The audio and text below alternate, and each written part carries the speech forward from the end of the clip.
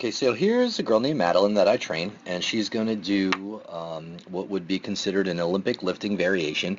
In the Olympics, they have it's called the clean and jerk, and they start with the barbell on the floor, but they yank it up to their collarbone and then they press it overhead.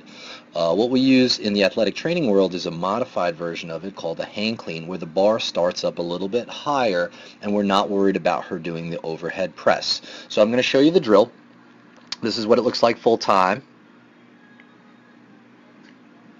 Okay, and if you're not familiar with Olympic lifting, I remember when I first saw this drill, and I'm like, oh, athletes do hang cleans, and I'm like, what does a person taking a bar in their arms and yanking it up till it gets on their shoulders have to do with sports performance? And it really has everything to do with sports performance, because it's about power development. It is about having a large amount of strength that can be produced extremely quickly. So if we look at the slow-mo, and I love showing this, and I love using this to coach the lift too, because it really helps the athlete comprehend what they're doing.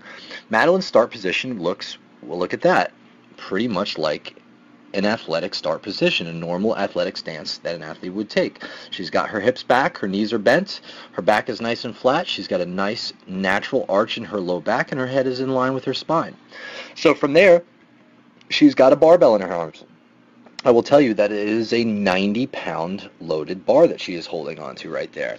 And now what Madeline's going to do upon slow-mo, she's going to take that 90-pound barbell and she is going to jump it up. So we look at the ankles, knees, and hips are all extended. She's literally jumping the barbell straight up, and then as it's ascending weightless, she just dives slightly under the bar and receives it on her collarbone.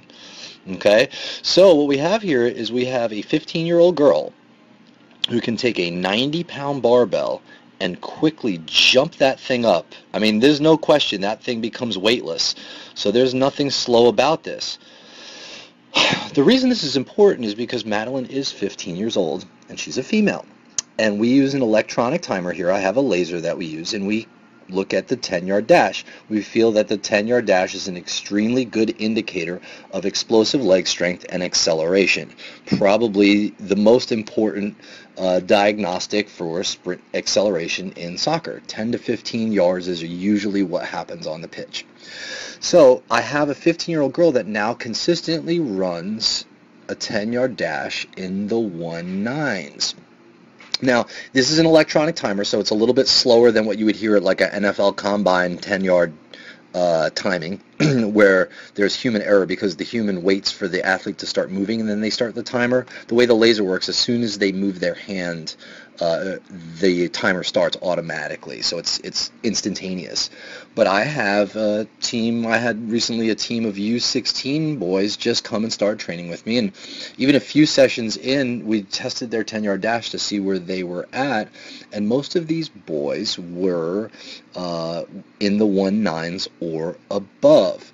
So Madeline, being a female, a year younger than them, off the line could beat almost all except for two of those boys consistently in a 10-yard